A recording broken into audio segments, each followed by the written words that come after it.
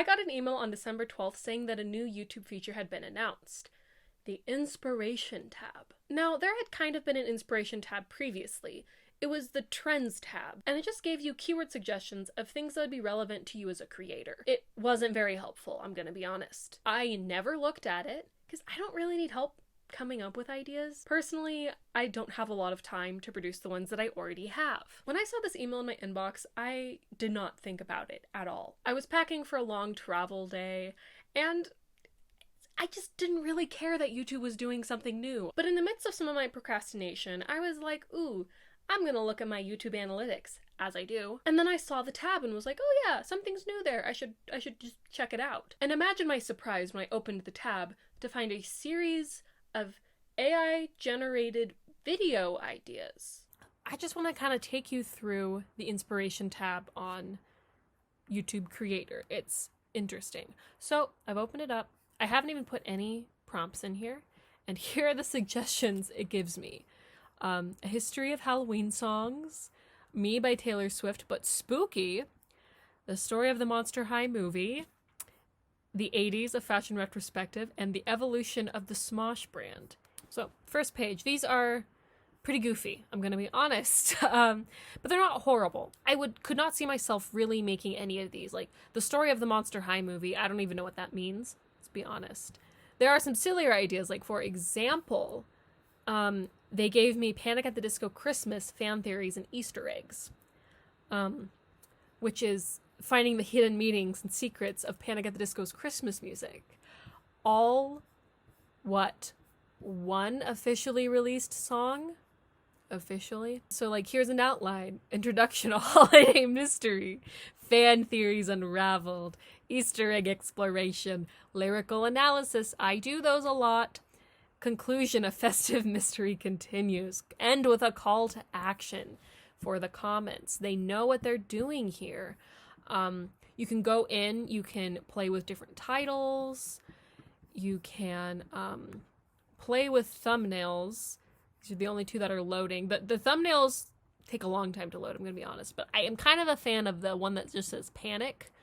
That's funny to me. And then you can add, like, I want more inspiration. So let's go back to here. We say, ooh, ultimate fan guide. Update the idea. Let's see how it changes.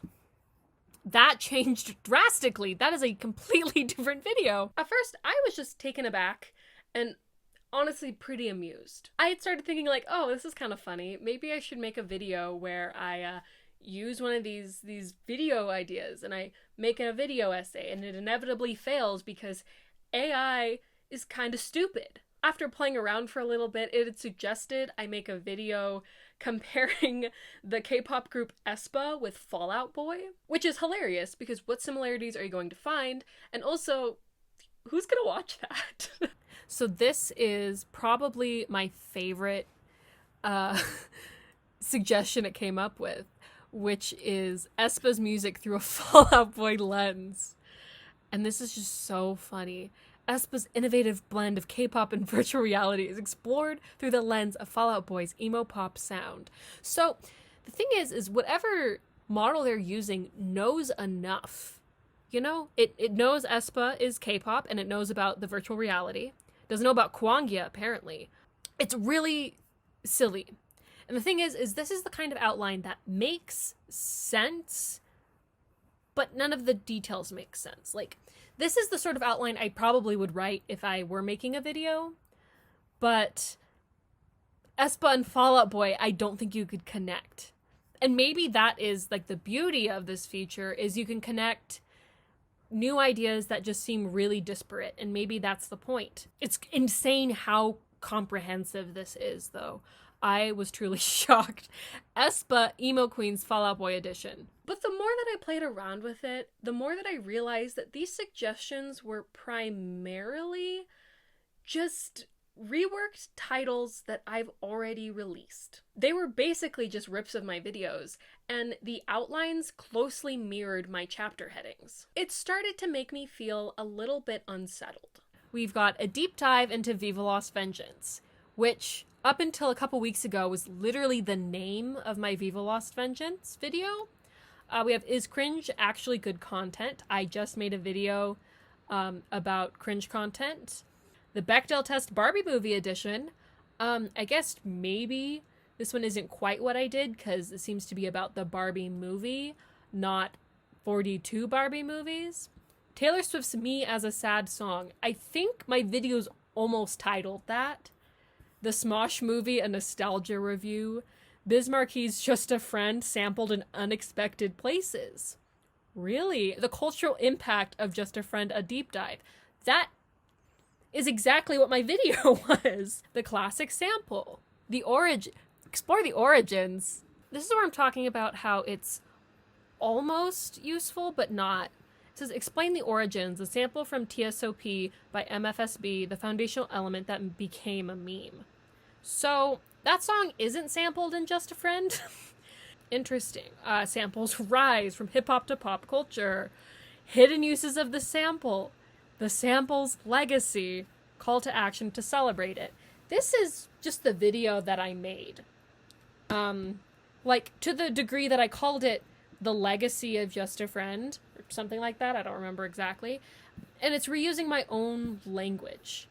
And suggestions, modern artists using it, remixes, and samples legal battle. Those are all elements that I briefly talk about in that video. And so, it's just a little off-putting. And, I do want to be specific with these. I didn't look up anything to find them. These were, I just refreshed this explore and brainstorm video ideas a few times. There we go, a deep dive into Just a Friend samples. Analyzing music video trends, Viva Las Vengeance. These are just regurgitated versions of things I've already made, which is just wild to me. Because I don't remember agreeing to this. It is very possible I agreed to this. I'm gonna be honest.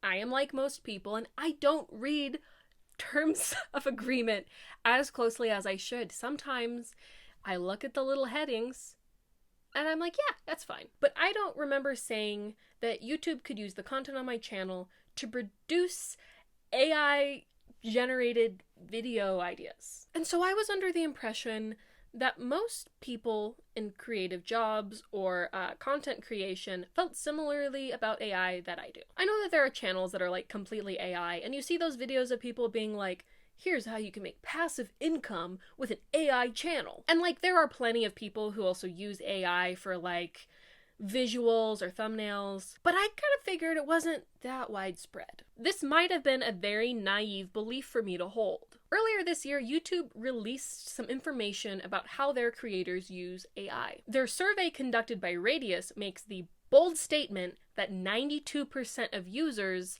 use AI in some form of content creation. And within that massive subset of creators using AI, 96% are using it for creative support. Now, I am personally very wary of statistics. Numbers can be framed to mean almost anything. What I was able to find out is that this study was fairly limited.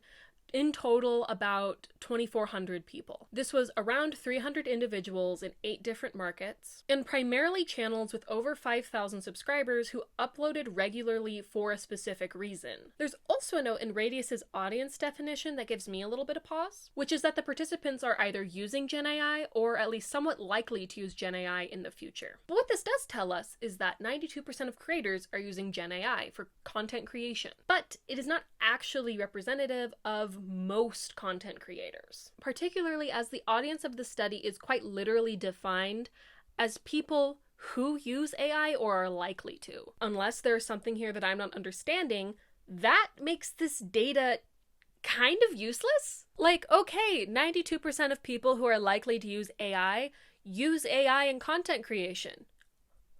And you know, maybe I'm misunderstanding it. Survey research is not my forte. But regardless, it's an incredibly jarring number. That is a massive proportion. And I think that number in and of itself explains why YouTube is implementing this feature. YouTube has definitely been making policies being wary of AI, but they're also seemingly recognizing that it is being used by creators and not shying away from that. So I guess they created a form of idea generation because they have so much data already from creators that they can cater directly to them without them having to leave the website. Call me old-fashioned, but I don't like this.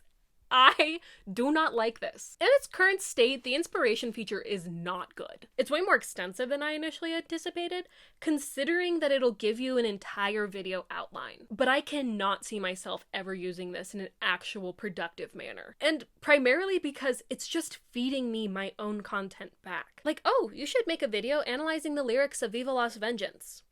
Yeah, I really should. It'd be crazy if I did that. And maybe this is just because I don't have that many videos for them to pull from, but it truly does me no good to be presented with a worse version of my own videos. I think that AI can be a tool for ideation, and in some ways I can definitely see this as a tool that some creators could use to get ideas flowing. But what really gets to me is that I got this and I did not ask for it, nor do I remember agreeing to it. I am not inherently against AI, especially for like inspiration means. It's not something I personally use, but I know people who find it helpful to like get a lot of ideas out really quickly through AI generation. And so I understand that application of it. But I am definitely against my information being used to train AI. It's the reason I deleted every single tweet from my high school Twitter like 2 weeks ago. I don't really want my creative work being used to inform AI. AI is not good right now. You can usually spot it pretty easily, and there are a lot of funny things that come out of it. My favorite right now are those AI generated videos of the dog with the apples. They're so silly. I also love like the dramatic cat videos with What Was I Made For playing in the background. These things are stupid and they also look bad. They're difficult to mistake for something that a human animated or something that happened in real life, for the most part. But AI is getting better and better each day, and soon, and I mean like soon, it's going to reach a point where it is almost impossible to discern AI generated work from handcrafted work. I mean, some AI generation is starting to look like pretty good, and there are people who are really skilled in prompting it. It is a skill in itself to know how to prompt AI in a way that produces something that's quality and consistent, and I definitely don't want to denigrate people who have developed that skill. But I really don't like AI, and I really don't like this YouTube inspiration feature. AI seems to be following a path of innovation first and regulation second, as a lot of things do. AI worries me when I have students turning in assignments that are almost entirely written by ChatGPT. I don't like the idea that my artist friends and my designer friends are losing work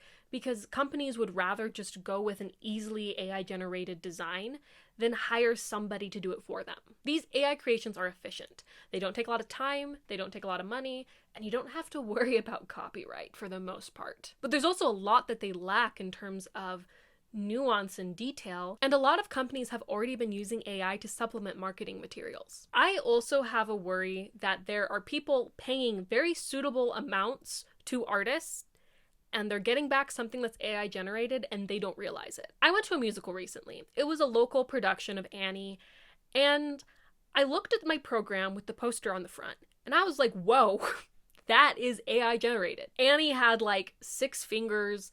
All of the taxi cabs just like did not look right. Their headlights were in really weird places. But things got worse as the production continued. The sets were projected on the walls and they were all AI generated. It was a very small scale production, and I completely understand if they needed to save time and money by doing this. But it made me so concerned if they are paying somebody to do this. The amount of time to design a poster could be anywhere from 5 to 20 hours.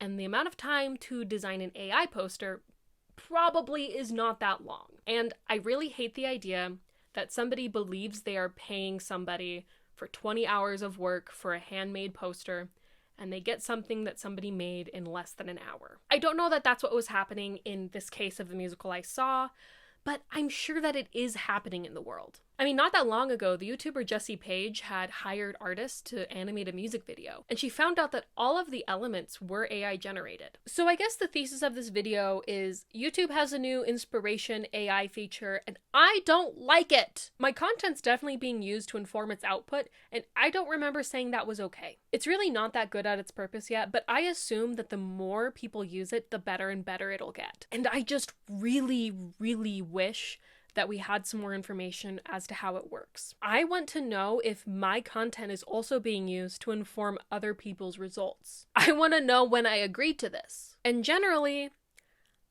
I want to know if anyone is actually going to use this. So I guess here we are at the end of the video. Thank you for watching if you made it this far.